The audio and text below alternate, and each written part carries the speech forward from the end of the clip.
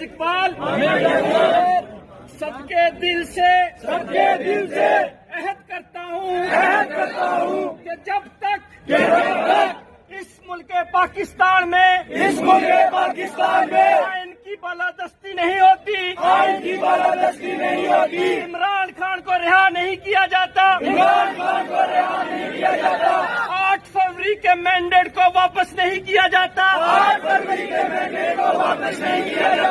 की कस्टडी में सिविलियंस को रिहा नहीं किया जाता और बेगुनाह शहरी व कारकुनान जो इस वक्त जेलों में हैं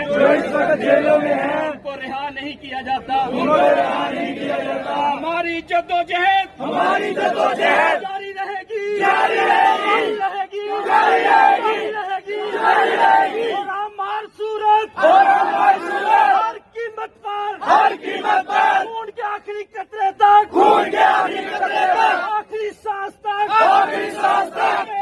अगर जेल का गिराव भी करना पड़ा तो